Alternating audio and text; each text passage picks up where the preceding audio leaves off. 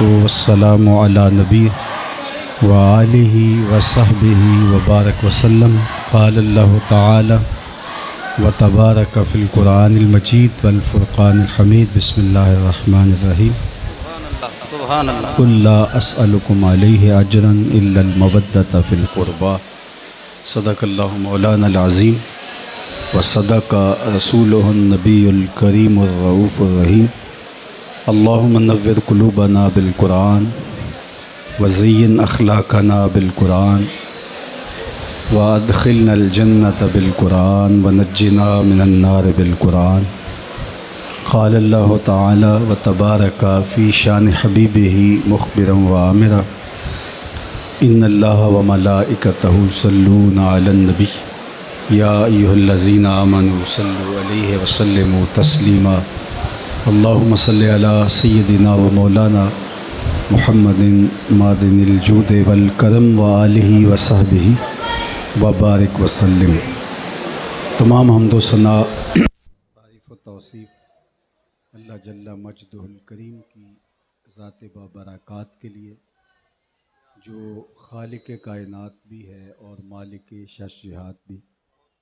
اللہ جل وعلا کی حمد و ثنا کے بعد عالی مرتبت ذی وقار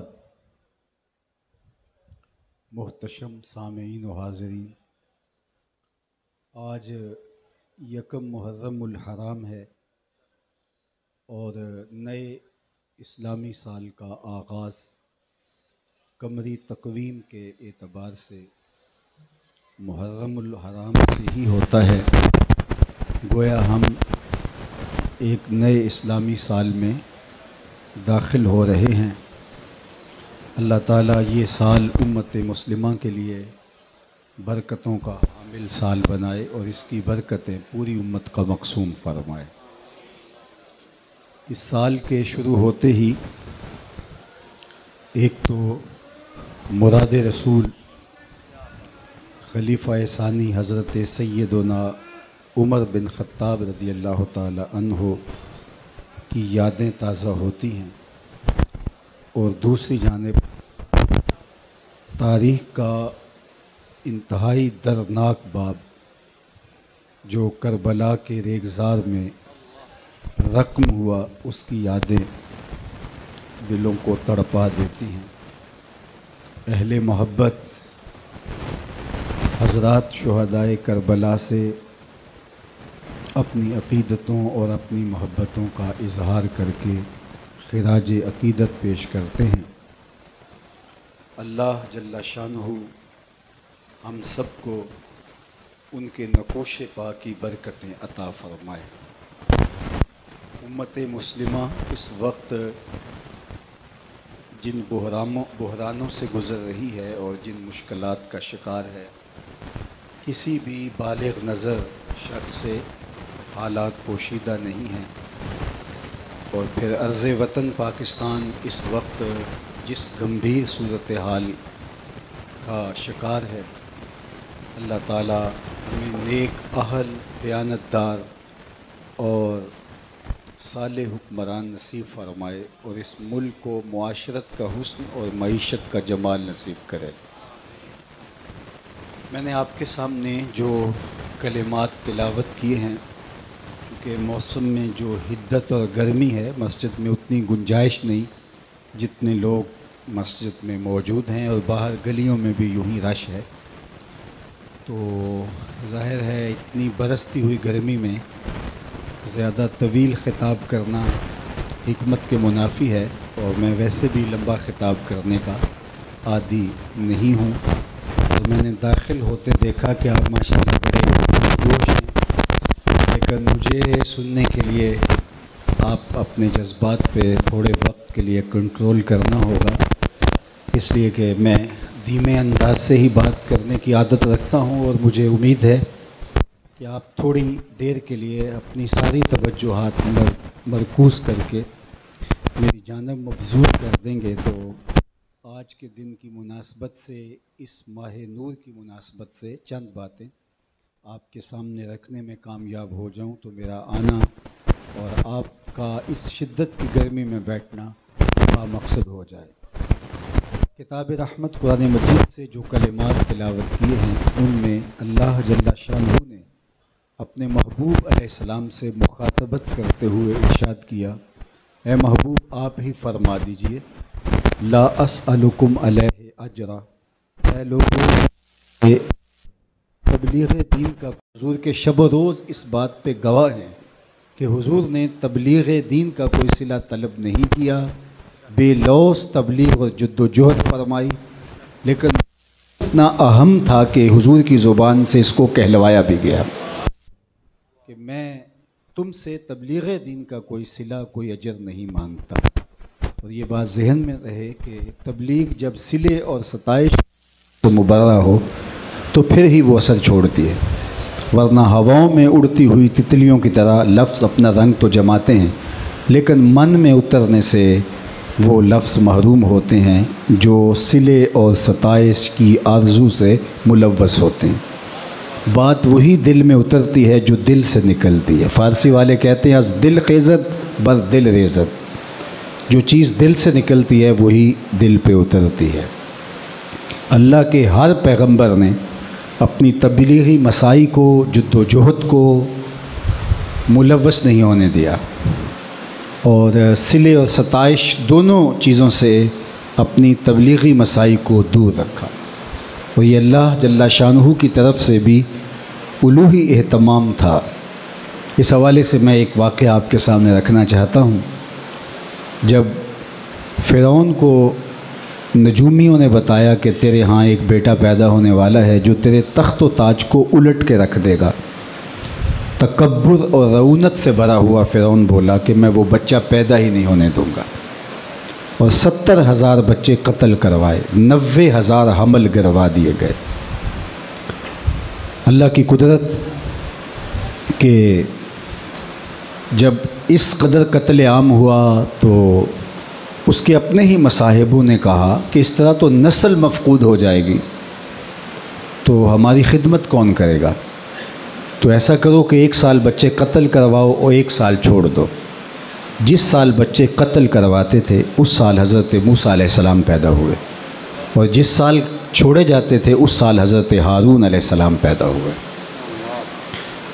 موسیٰ جن کا نام اہل سیر نے یوحانس بتایا ہے، وہ بیٹے کی ولادت پر پریشان ہو گئی، جبکہ بیٹے کی پیدائش پہ خوشی ہوتی ہے، لیکن انہیں دکھ یہ تھا کہ ابھی فرعون کے سپاہی آئیں گے اور میری گود سے میرا بچہ چھین کے لے جائیں گے اور کاٹ ڈالیں گے۔ ماں کی ممتا تڑپ اٹھی تو اللہ جل شانہ نے موسیٰ کی جانب وحی کی کہ گھبرانے کی ضرورت نہیں، اس بیٹے کو دریائے نیل کی موجوں کے سپرد کر دو، پھر میری قدرت کے تماشے دیکھو۔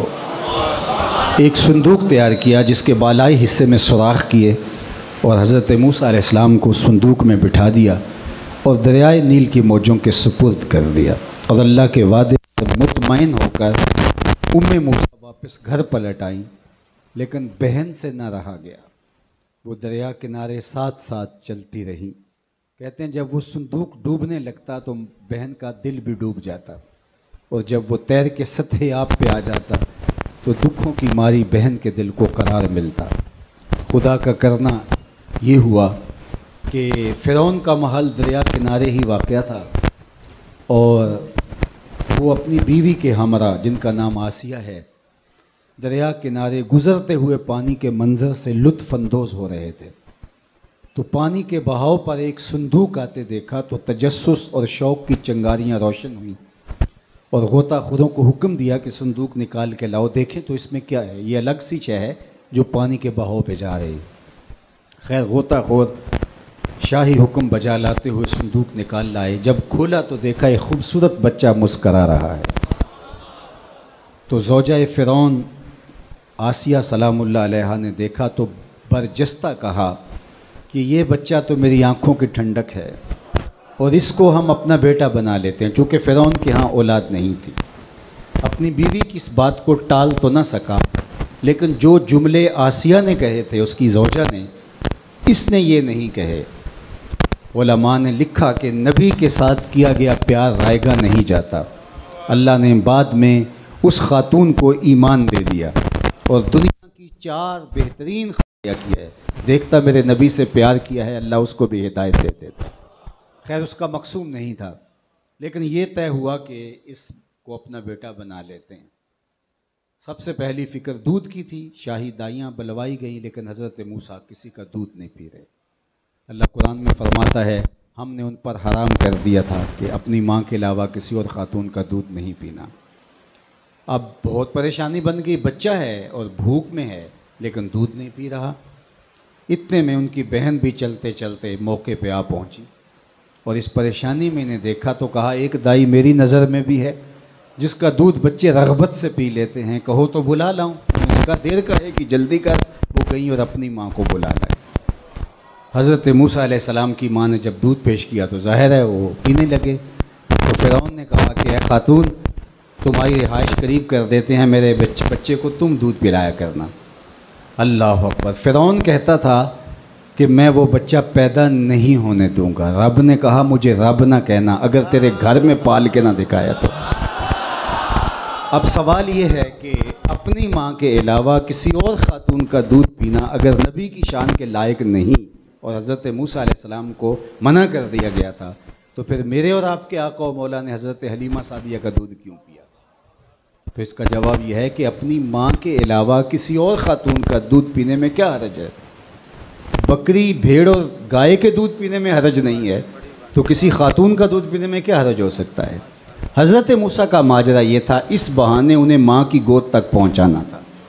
اور دوسری بات یہ تھی کہ کل فرعون کے دربار میں کھڑے ہو کے حضرت موسیٰ علیہ السلام نے جب اللہ کی توحید کا اعلان کرنا تھا تو اس نے زیر لب مسکرا کے کہنا تھا الم نربک فینا ولیدا، میرے گھر میں پلا ہے، آج مجھے ہی سمجھانے آ گیا ہے۔ تو اللہ نے اس کا جواب پہلے سکھا دیا، جب وہ یہ تانا دے تو اللہ کا نبی جواب دے سکے میاں پلا تیرے گھر میں ہوں، دودھ اپنی ماں کا ہی پیتا رہا۔ تو اپنے گھر سے کھا کے جب تبلیغ کریں تو اس کے اثرات الگ ہوتے ہیں۔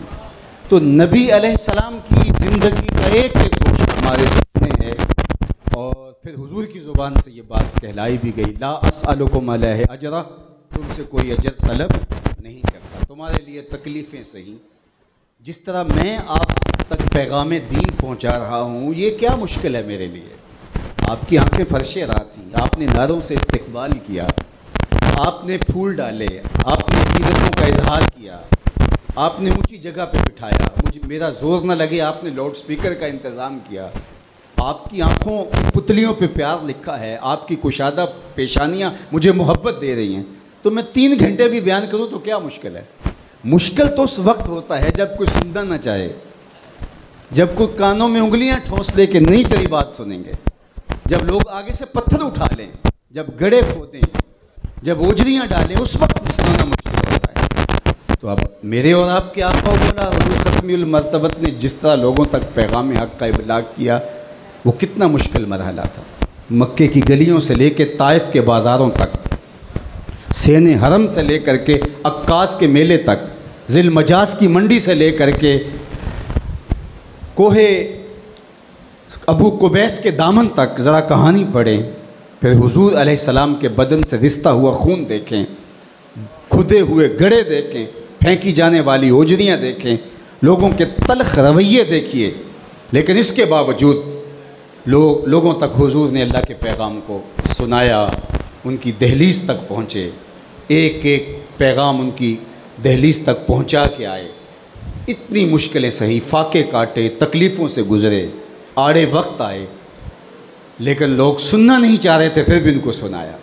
اب لوگ ایمان کے نور سے مالا مال ہوئے تو حضور کی زبان سے کہلوایا محبوب تم فرما دو، اے لوگو میں تم سے جو مشقتیں سہی، تکلیفیں سہی، آلام و مصائب سے گزرا، طائف کی گلیوں سے لے کے مکے کی بازاروں تک جو دکھ جھیلے، لا اسألکم علیہ اجرا، اس پر کوئی اجر نہیں مانگتا، کوئی صلہ نہیں مانگتا، صلے کی کوئی صورت تم سے قبول نہیں کرتا۔ بعض اوقات ایسا ہوتا ہے میں دکھ جھیل لیتا ہوں، کہتا ہوں چلو میری نسلیں موج کریں گی، لیکن کہا کہ میں بھی کچھ نہیں مانگتا، میری اولاد بھی تم سے کچھ نہیں مانگے گی، حتیٰ کہ اپنی اولاد کے لیے صدقہ بھی حرام کر دیا، زکوٰۃ بھی حرام کر دی، یہ تم سے یہ بھی نہیں لیں گے، لا اسألکم علیہ اجرا، تم سے کچھ طلب نہیں کرتا۔ الا المودۃ فی القربا۔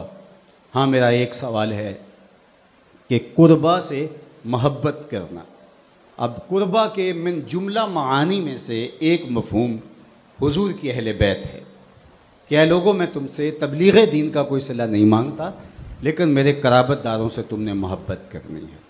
تو قرابت داروں سے محبت کیا صلے کی شکل تو نہیں بن رہی؟ جب محبت دے دی تو پھر سب کچھ دے دیا۔ جب محبت کر لی، بذل مالو جانو نامو ننگ در طریق عشق اول منزل است۔ عشق کے اندر تو جان مال سب کچھ پیش کر رہا ہے، یہ تو بیانہ ہوتا ہے، محبت شروع اب ہوتی ہے۔ تو جب محبت مانگ لی، بلکہ محبت سے بھی بڑھ کے مودت مانگ لی، تو پھر کوئی چیز پیچھے رہ گئی؟ تو یہ ایک سوال کھڑا ہوتا ہے کہ آپ نے مانگا تو کچھ نہیں، الا المودۃ فی القربا، لیکن قرابت سے مودت تو مانگی ہے، تو یہ صلے کی کہیں صورت نہ بن جائے؟ تو اس کا جواب یہ ہے کہ یہ صلے کی صورت نہیں، صلے کی صورت تب بنتی یہ مودت اہل بیت کی ضرورت ہوتی۔ کہا یہ مودت بھی تمہارے ایمان کی حفاظت کی ضامن ہے، یہ مودت بھی اس لیے مانگی ہے کہ تم محفوظ رہو گے، اہل بیت سے جڑے رہو گے تو تمہاری حفاظت ہوگی۔ اور حضرت زید بن ارقم رضی اللہ تعالیٰ عنہ سے مروی روایت جو صحیح مسلم میں ہے، اس سے استشہاد کروں گا اس مفہوم کو۔ وہ فرماتے ہیں کہ آقا کریم نے ارشاد فرمایا انا تارک فیکم الثقلین، میں تمہارے اندر دو بھاری چیزیں چھوڑ کے جا رہا ہوں، تمہیں لاوارث نہیں چھوڑ کے جا رہا کہ تم میرے بعد خشک پتوں کی طرح جو ہے وہ اس طرح اڑتے پھرو اور تمہارا کوئی پرسان حال نہ ہو۔ میں نے تنکا تنکا کر کے امت جوڑی ہے اور ان کو یوں ہی چھوڑ کے نہیں جا رہا، میں تمہیں لاوارث نہیں چھوڑ کے جا رہا۔ انا تارکن فیکم الثقلین، تمہارے اندر دو بھاری چیزیں چھوڑ کے جا رہا ہوں۔ ثقل سے ثقلین، دو بھاری چیزیں، اللہ اکبر۔ اور فرمایا کہ ان میں سے دونوں ایک دوسرے سے اہمیت کی حامل ہیں۔ ان میں سے پہلی چیز کتاب اللہ، اللہ کی کتاب، فیہ الہدی والنور فخذوا بکتاب اللہ واستمسکوا بہ، ان میں سے پہلی اللہ کی کتاب، اس میں ہدایت ہے، اس میں روشنی ہے، اس کو مضبوطی سے پکڑ لو اور اس کو اچھی طرح سے پکڑ لو۔ اور دوسرا وَإِطْرَتِي اہل بیتی، اور میری اطرت، میرے اہل بیت نبوت۔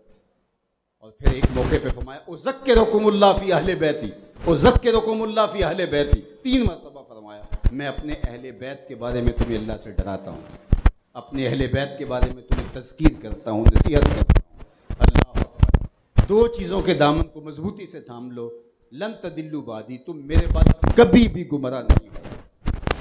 اور اگر مضمون کو آگے بڑھاؤں تو حضرت زید بن ارقم سے مروی ہے، فرمایا کہ ان 2 چیزوں کو مضبوطی سے پکڑ لو، کبھی گمراہ نہیں ہوگے۔ اور پھر یہ کہا کہ یہ دونوں چیزیں لن یتفرقا، یہ آپس میں بھی کبھی جدا نہیں ہوں گی، یہ نہیں ہوگا کہ یہ آپس میں جدا ہو جائے۔ دونوں چیزوں کو مضبوطی سے پکڑ لو، تم ہدایت پہ گامزن رہو گے۔ اور ان میں سے دونوں ہی اہمیت کی حامل ہے، ایک قرآن اور دوسری میری اطرت، میرے اہل بیت نبوت۔ اب قرآن ہمارے ہر دکھ کا مداوا ہے، ہر درد کا علاج ہے، ہر مرض کی شفا ہے۔ تو قرآن کے ہوتے ہوئے ہمیں کسی اور کی چیز کی ضرورت کیا باقی رہ گئی تھی؟ جب قرآن ہے، کافی ہے، وافی ہے، شافی ہے، فَبِأَيِّ حَدِيثٍ بَعْدَهُ يُؤْمِنُونَ، یہ پیغام آخری ہے، اس کے ہوتے ہوئے کیا ضرورت تھی کہ اہل بیت کے دامن کو بھی پکڑے؟ حضرت جنید بغدادی علیہ رحمہ نے اپنے ایک مرید کو صندوق دیا، کہا بیٹا اس کو لے جاؤ دریائے دجلہ میں دیکھنا پلاس کی حفاظت کرے۔ صندوق سر پہ اٹھایا، دجلہ کنارے پہنچا، جو ہی پھینکا تو کیا دیکھا کہ پانی نے راہیں کشادہ کر دی، آغوش محبت میں اس صندوق کو سمیٹا ہے۔ بہت حیرت زدہ ہوا، واپس آیا تو شیخ سے کہا حضرت اگر یہ منظر میری آنکھیں نہ دیکھتی تو کبھی بھی سوال نہ کرتا، ایک چیز تھی پھینک آیا، لیکن میں نے دیکھا پانی نے راہیں چھوڑ دی ہیں، تو وہ کیا چیز تھی جس کے لیے پانی نے راہیں چھوڑ دی؟ اور اگر کوئی وہ ایسی شے تھی تو آپ نے پھینکوائی کیوں ہے؟ یہ ایک مسئلہ بن گیا میرے لیے، اتنی مقدس چیز کہ پانی نے راہیں چھوڑ دی، اور اگر اتنی مقدس تھی تو آپ نے اس کو پھینکوایا کیوں؟ فرمایا بیٹا تم نے منظر ہی ایسا دیکھا، جب تک راز سے پردہ نہیں اٹھاؤں گا تمہیں قرار نہیں ملے گا۔ سنو، میں نے تصوف کے اسرار و رموز اور غوامض پر ایک کتاب لکھی تھی 12 سال کی محنت شاقہ سے، پھر 12 سال اس کی نوک پلک سنوارتا رہا، کہ اس کا کوئی جملہ شریعت کے مزاج سے متصادم نہ ہو۔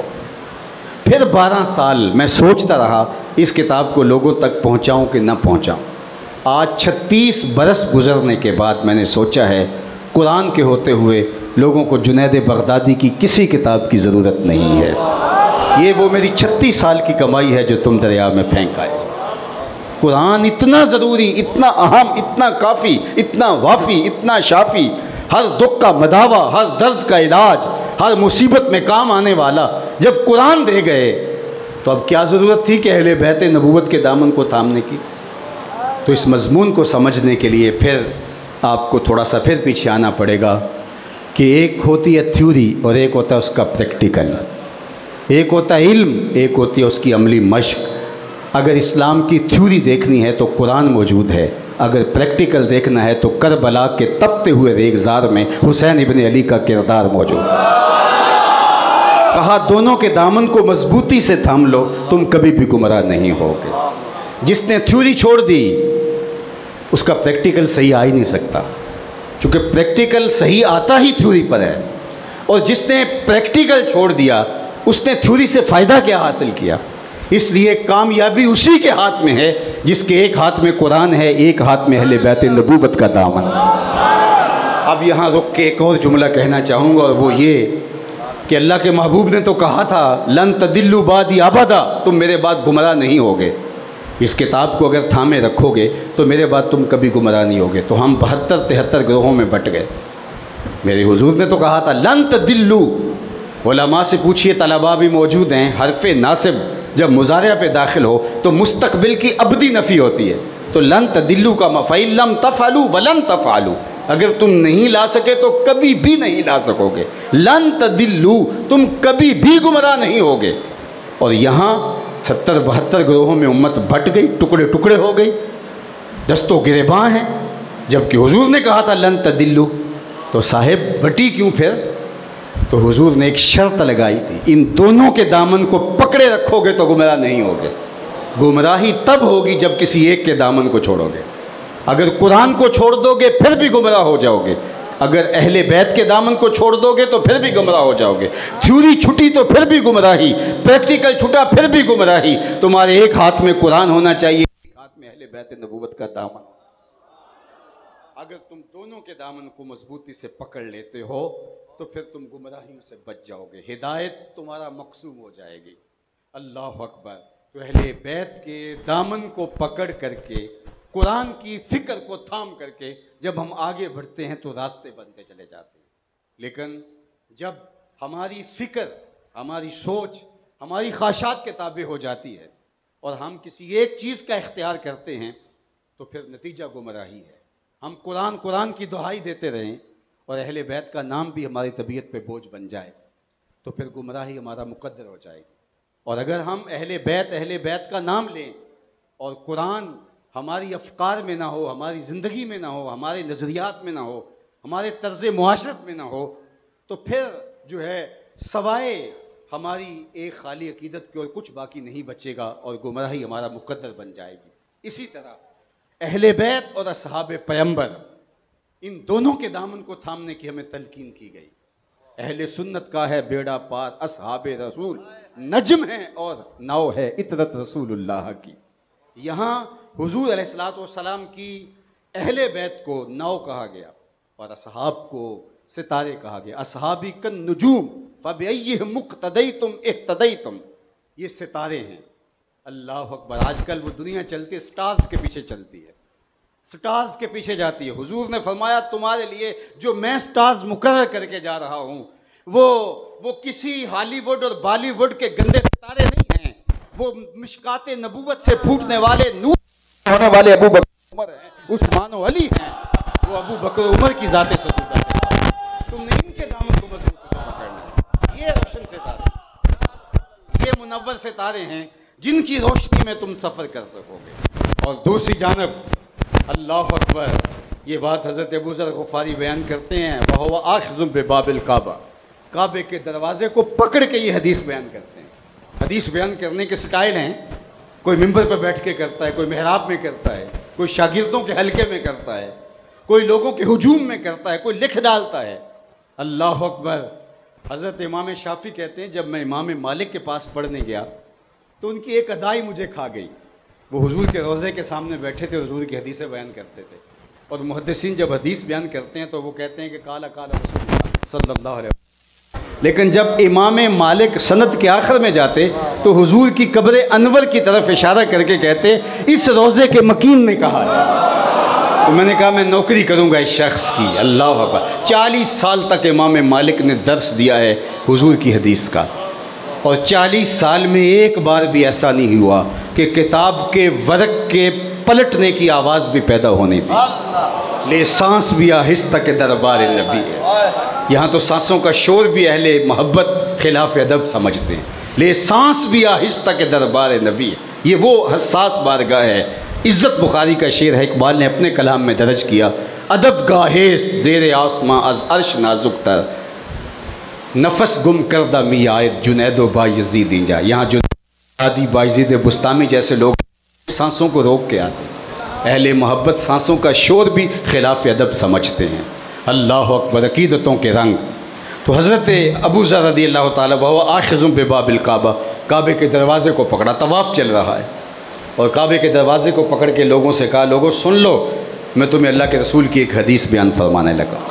اور حدیث بیان فرمائی کہ آقا کریم نے ارشاد فرمایا کہ میرے اہل بیت کی مثال حضرت نوح علیہ السلام کی کشتی کی ہے، من رکب فیہا نجا ومن تخلف عنہا غرق۔ اللہ اکبر۔ میرے اہل بیت کرام کی مثال حضرت نوح کی کشتی کی طرح ہے، جو بیٹھ گیا نجات پا گیا، جو پیچھے رہ گیا غرق ہو گیا۔ کشتی کے اندر بیٹھ کر کے منزل تک پہنچنے کے لیے ستاروں کی روشنی درکار ہوتی ہے، اور اگر کوئی ستاروں سے نظر ہٹا لے، نظر چرا لے، تو وہ کشتی میں سمندر کے اندر گھومتا رہے گا اور چکر کاٹتا رہے گا، اور کبھی وہ کسی موج کا شکار ہو سکتا ہے، اور اگر کسی نے چھلانگ لگا دی اور ستاروں پہ نظر رکھی اور کشتی میں نہ بیٹھا، وہ تیز و تند لہروں کا مقابلہ کب تک کر پائے گا؟ وہ بھی ڈوب جائے گا۔ اگر کنارے لگنا ہے، ساحل آشنا ہونا ہے، تو صحابہ کی عظمت کو بھی سلام کرو، اہل بیت نبوت کی عظمت کو بھی سلام کرو۔ اور میں تو کہا کرتا ہوں کہ حضور کے گھر والے ہیں اور صحابہ حضور کے در والے ہیں۔ ہم کہتے ہیں گھر والوں تمہیں بھی سلام اور در والوں تمہیں بھی سلام۔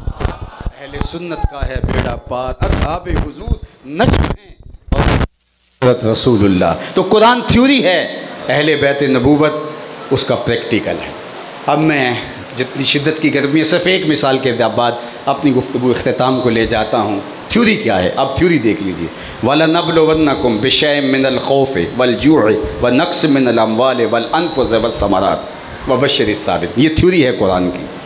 قرآن کی تھیوری کیا ہے؟ ہم آزماتے ہیں بندوں کو بھوک سے، اللہ اکبر، خوف سے، جان اور مال کے ضیاع سے اور پھلوں کے ضیاع سے، لیکن جو صبر والے ہیں وہ اس امتحان میں کامیاب رہتے ہیں۔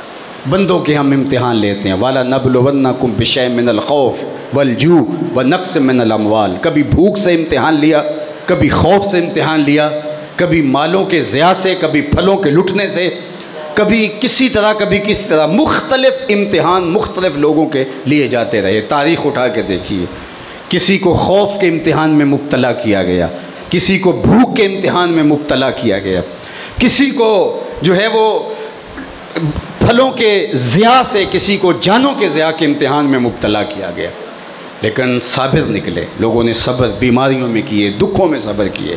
انبیاء کی تاریخ اٹھا لیجئے اور صالحین کی تاریخ اٹھا لیجئے، لیکن یہ سارا امتحان بھوک کا، خوف کا، مال کے ضیاع کا، جانوں کے ضیاع کا اور پھلوں کے ضیاع کا، کبھی ایسا بھی ہوا ہے کہ یہ سارا امتحان ایک ہی کمرہ امتحان میں ہوا ہو اور پھر درمیان میں کوئی وقفہ بھی نہ ہوا ہو اور 33% پاس مارک نہ ہو، نمبر بھی 100% لینے ہو، ڈیٹ شیٹ ایسی بنی ہو کہ درمیان میں ایک چھٹی بھی نہ رکھی گئی ہو؟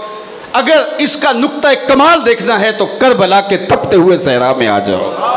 بھوک بھی یہاں ہے، پیاس بھی جہاں ہے، مالوں اور جانوں کا ضیاع اور زندگی کا پھل 18 سال کی کمائی، علی اکبر اپنی زندگی کا خلاصہ، اپنی اولاد، یہ سارے امتحان ایک ہی کمرہ امتحان میں تھے، اور کہا کہ نمبر بھی 33% نہیں لینے، نمبر بھی تم نے 100% لینے ہیں۔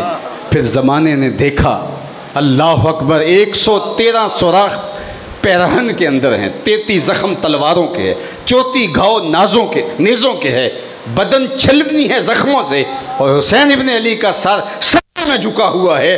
اور اس مشکل وقت میں جب تیروں پہ تیر برس رہے ہیں، تلواریں، نیزے، بالے اور انیاں ہیں، حسین ابن علی کہہ رہا ہے مالک میں تیری رضا پہ راضی ہوں، تو بھی بتا تو بھی حسین پہ راضی ہوا یا نہیں؟ کیسا انوکھا امتحان تھا اور کیسا سخت امتحان تھا، اور حسین ابن علی نے ایسا امتحان دیا کہ سرخرو ہوا، کامیاب ہوا۔ اللہ اکبر۔ یزید کی ایک ہی ضد تھی کہ حسین میرے ہاتھ میں ہاتھ دے دو۔ اللہ اکبر۔ لوگ ہاتھ جانے کے لیے ہاتھ دے دیتے ہیں۔ آج جو منڈی ملک کے اندر گرم ہے، روز آ کے ایک بندہ کہہ رہا ہے میرے 9 مئی کے واقعے سے کوئی تعلق نہیں ہے، میں چھوڑتا ہوں، میں اس بحث میں نہیں جاتا کون صحیح اور کون غلط ہے، لیکن میں یہ بات کہتا ہوں کہ لوگ جان بچانے کے لیے، لوگ سر بچانے کے لیے ہاتھ دے دیتے ہیں، لیکن زمانے نے پہلی بار دیکھا، اس انداز سے یہ رخ دیکھا کہ انہوں نے ہاتھ بچانے کے لیے سر دے دیا۔ لوگ سر بچانے کے لیے ہاتھ دے دیتے ہیں، امام حسین نے ہاتھ بچانے کے لیے سر دے دیا۔ اور آپ تاریخ کربلا پڑھتے ہیں، جسم کو گھوڑوں کی ٹاپوں سے رون دیا گیا، اور تھوڑی زیادتی نہیں کی گئی، اور کربلا کے میدان سے ان شہیدوں کے سر گئے دمشق میں، اور یزید کے سامنے تشتری میں حضرت امام حسین کا سر پڑا تھا، اور انہوں نے ظالموں نے ان کے جسم رون دیے۔ اچھا ایسا بھی تو ہو سکتا تھا جسم نہ روندے جاتے، کوئی ظالم امام حسین کا سر کاٹ کے وہاں لے گیا تھا تو آپ کا ہاتھ بھی کاٹ کے لے جاتا، اور تشتری میں ہاتھ بھی پڑا ہوتا، اور جس طرح اس نے آپ کے ہونٹوں پہ چھڑی ماری تھی تو وہ آپ کے ہاتھ کو اپنے ہاتھ میں دے کے کہتا حسین تم نے زندگی بھر تو ہاتھ میرے ہاتھ میں نہیں دیا، آج دیکھو تمہارا ہاتھ میرے ہاتھ میں ہے۔ ہاتھ کچلا گیا، وہاں گھوڑوں کی ٹاپوں تلے روندا گیا کہ حسین کا ہاتھ روندا جائے گا لیکن مر کے سر جائے گا، حسین کا ہاتھ بھی یزید کے پاس نہیں جائے گا، تاکہ وہ یہ شرارت کر کے کہہ نہ سکے جیسے بھی اس کا ہاتھ تو میرے ہاتھ میں آیا۔ اللہ اکبر۔ یہ ہیں حسین ابن علی رضی اللہ تعالیٰ عنہ۔ کربلا میں جیتا کون، کربلا میں ہارا کون؟ اللہ اکبر۔ میں کہتا ہوں یہ حسین اور یہ لڑائی تھی۔ اگر یہ دو افراد کی جنگ ہوتی، دو اشخاص کی جنگ ہوتی، دو ذوات کی جنگ ہوتی تو حسین ابن علی شہید کر دیے گئے اور یزید فتح کے نقارے بجانے لگا، پھر تو آپ کہہ سکتے تھے جناب یہ جیت گئے اور یہ ہار گئے، لیکن زمانہ جانتا ہے یہ حسین اور یزید کی جنگ نہیں تھی، یہ حسینیت اور یزیدیت کی جنگ تھی۔ یزید بظاہر جیت گیا لیکن یزیدیت ہار گئی۔ امام حسین شہید ہو گئے لیکن حضرت امام حسین شہید ہونے کے باوجود حسینیت زندہ باد ہو گئی۔ زمانے نے دیکھا کہ انہوں نے حسین ابن علی کا سر کاٹ کے نیزے کی نوک پہ بلند کر دیا، یہ تو اس لیے کیا کہ بتائیں کہ ہم جیت گئے اور یہ کٹا ہوا سر ہے، لیکن لشکر یزید سے یہ آواز آتی یہ کیسا سر ہے جو کٹ کے بھی سر بلند ہے، یہ کٹ گیا ہے پھر بھی اونچا ہے۔ اللہ اکبر۔ یہ ہے حسینیت کی جیت۔